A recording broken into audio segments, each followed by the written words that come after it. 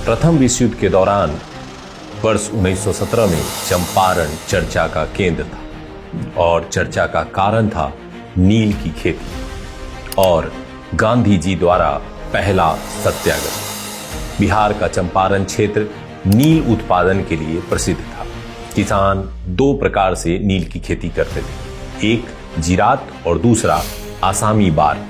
जीरात किसानों द्वारा नील की कोठी या मालिकों की भूमि पर किया जाता था, जिसके बदले में नाम मात्र की मजदूरी किसानों को दी जाती थी। दूसरा था आसामी बार, जिसमें किसान अपनी भूमि पर नील की खेती करते थे, लेकिन उन्हें नील्हों द्वारा बाध्य किया जाता था और उन्हें 20 कट्ठे की खेती में 3 कट्ठे में नील की खेती करने के लिए बाध्य कर दिया जाता था और इसी प्रथा का नाम था तिनकठिया पद्धति।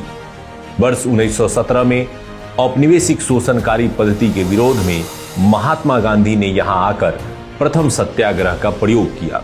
ना कोई जुलूस, ना कोई आंदोलन, ना ही कोई जनसभा, कोई हिंसा नहीं, कोई विरोध नहीं, बस एक सत्याग्रह, सत्य की खोज और किसानों को इंसाफ। और इस तरह से ये घटना भारतीय इतिहास में बना चंपारण सत्याग्रह।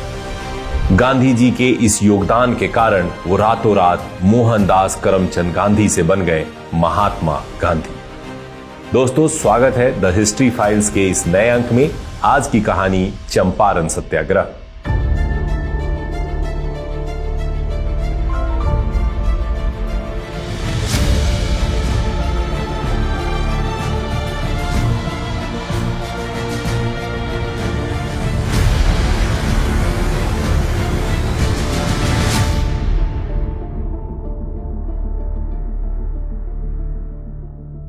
कहानी की शुरुआत होती है औपनिवेशिक शासन से।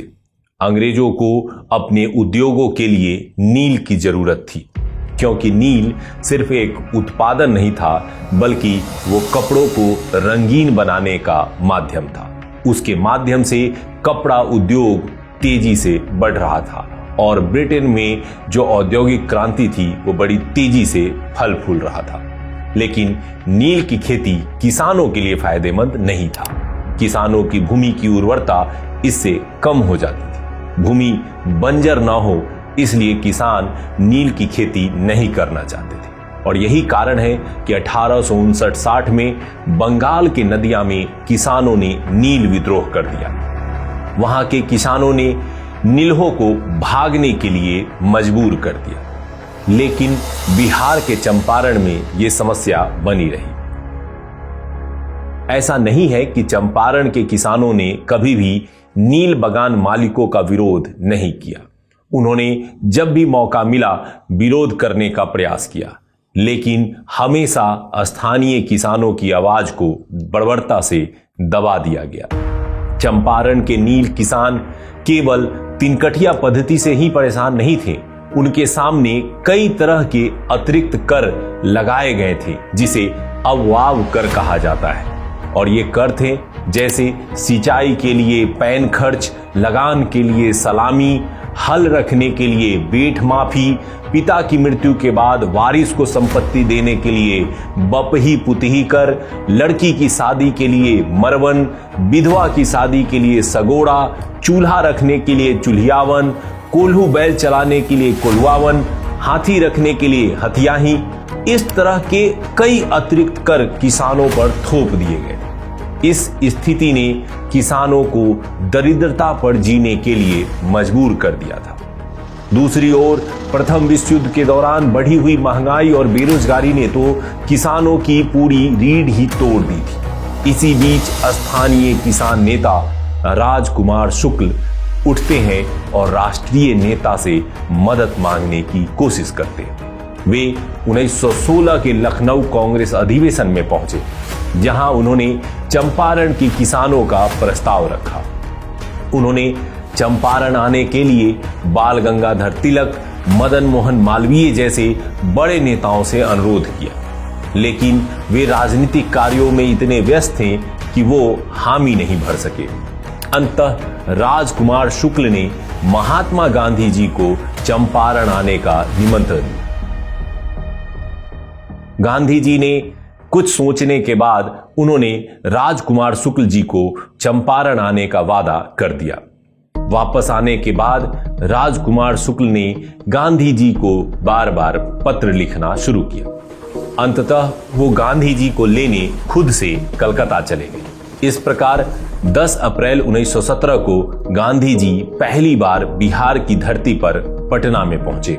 इसी दिन वो पटना से मुजफ्फरपुर के लिए भी रवाना हो गए। 11 अप्रैल को जब वो मुजफ्फरपुर में थी तो उन्होंने तिरहुत के प्लांटर्स एसोसिएशन के अध्यक्ष J.M. विल्सन से मुलाकात करने की कोशिश की और उनसे मिल करके उन्होंने बताया कि आखिर वो यहां क्यों आए हैं। उन्होंने किसानों की समस्या के लिए J.M. विल्सन से सहयोग की मांग की, लेकिन विल्सन ने मदद देने से इनकार कर दिया।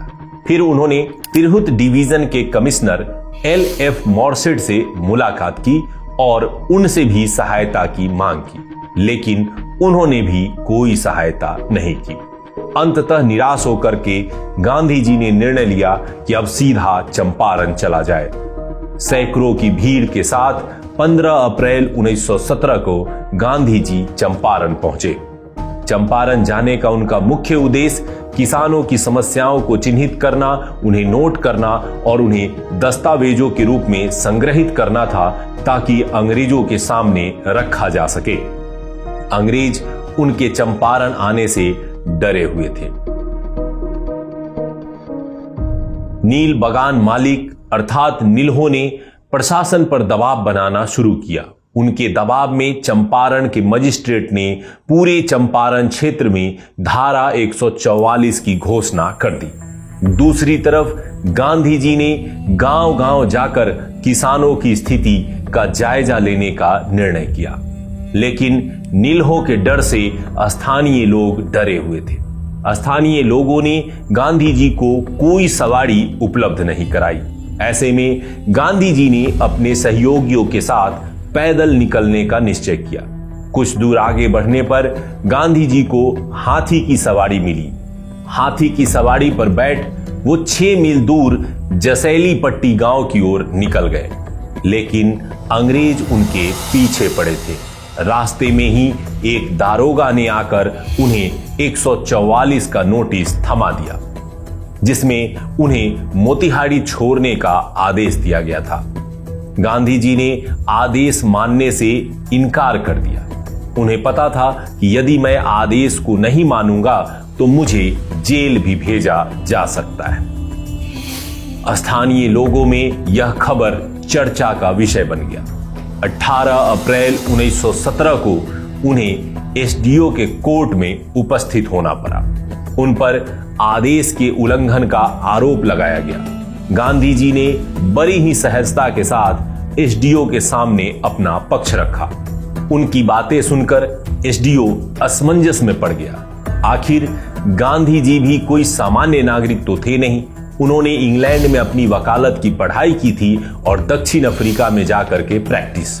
तो उन्होंने अपनी बातों से मजिस्ट्रेट को इतना चकित कर दिया कि मजिस्ट्रेट ने सीधा फोन लगाया उस समय के गवर्नर को और एडवर्ड गेट ने उसे सुझाव दिया कि इस मामले को शांति से निपटाओ। नतीजा निकला, मजिस्ट्रेट ने 1 दिन का समय लिया और उसके बाद उन्होंने गांधी जी को छोड़ने का निर्णय किया। महात्मा गांधी को 100 रुपए जमानत देने के बदले छोड़ने का आदेश दिया गया।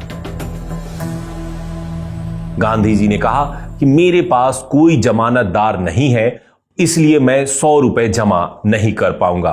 अंततः मजिस्ट्रेट ने स्वयं ही अपने पॉकेट से 100 रुपए जमानत राशि भरी और गांधी जी को जाने का आदेश दिया। यह खबर पूरे चंपारण में आग की तरह फैल गई। किसानों के बीच उत्साह बढ़ गया।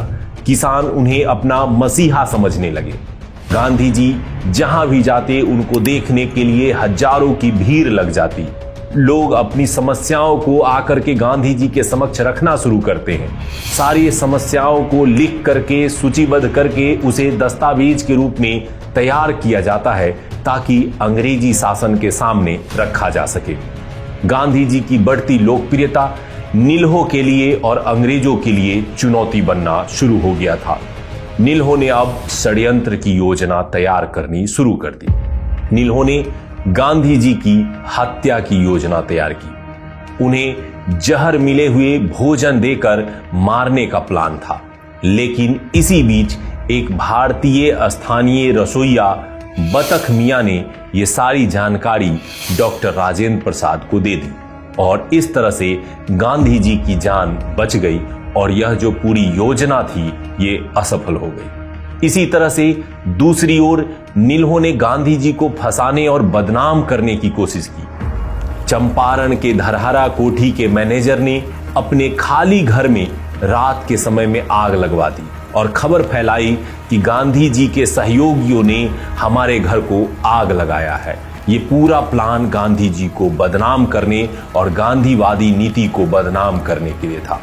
लेकिन मैनेजर का नौकर गांधी जी का बहुत बड़ा समर्थक था। उसने सारी सच्चाई सामने आके रख दी और इस तरह से गांधी जी इस मुसीबत से भी बच निकले। अब नील्हो के पास कोई उपाय नहीं था। गांधी जी रातों रात उस क्षेत्र के नायक बन गए थे और गांधी जी के सहयोगी थे ब्रज किशोर प्रसाद, रामनवमी प्रसाद, डॉक्टर राजेंद्र प्रसाद, मजहरुल हक, राजकुमार शुक्ल, जेबी कृपलानी और ऐसे कई तमाम नेता जिन्होंने उन्हें स्थानीय सहयोग दिया ताकि किसानों का बयान दर्ज किया जा सके। गांधी जी ने किसानों की समस्याओं को लेकर उस समय के उपराज्यपाल एडवर्ड गेट के सामने रखा। गेट ने परिस्थितियों को देखते हुए चंपारण कृषक समिति के गठन का आदेश दिया, जिस समिति के अध्यक्ष चुने गए FG सलाई, जो मध्य प्रदेश के कमिश्नर थे।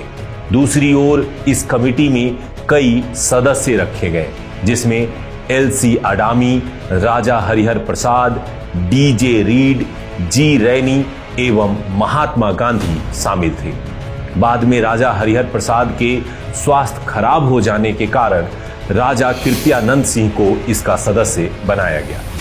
समिति ने चंपारण के क्षेत्र में जाकर किसानों की समस्याओं को देखा और समझा और अंततः समिति ने 4 अक्टूबर 1917 को अपना रिपोर्ट सरकार को सौंप दिया, जिसके आधार पर चंपारण कृषक बिल 1 मई 1918 को पारित किया गया।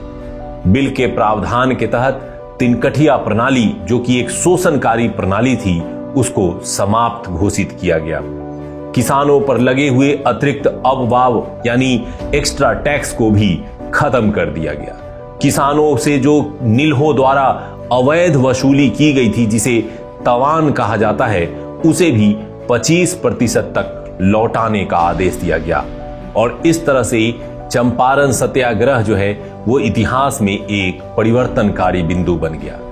इस सत्याग्रह ने न केवल भारत में सत्याग्रह की पद्धति को स्थापित किया, बल्कि इसने मोहनदास को महात्मा गांधी का स्वरूप प्रदान किया। ना कोई हिंसा, ना कोई जुलूस, ना कोई आंदोलन और बिना किसी लड़ाई के जीत दर्ज की गई। इसने पूरे भारतीयों में एक नई लहर पैदा की, एक अलग सी झलक कि अहिंसा में भी शक्ति है और अहिंसा से भी अपने लक्ष्य को पाया जा सकता है।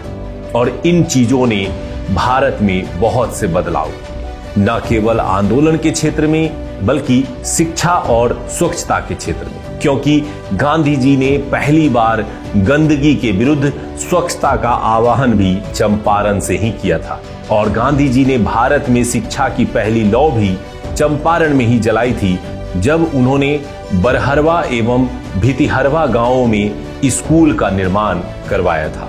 इस तरह से चंपारण एक चंपारण की घटना नहीं थी, बल्कि वो इतिहास की एक ऐसी करवट थी जिसने बाद में भारत के स्वतंत्रता के स्वप्न को साकार किया। तो आज की कहानी में चंपारण सत्याग्रह और किसानों की नील समस्या कैसा लगा जरूर कमेंट में बताइएगा। अगले कहानी में किसी नए अंक के साथ। आज के लिए इतना ही, धन्यवाद।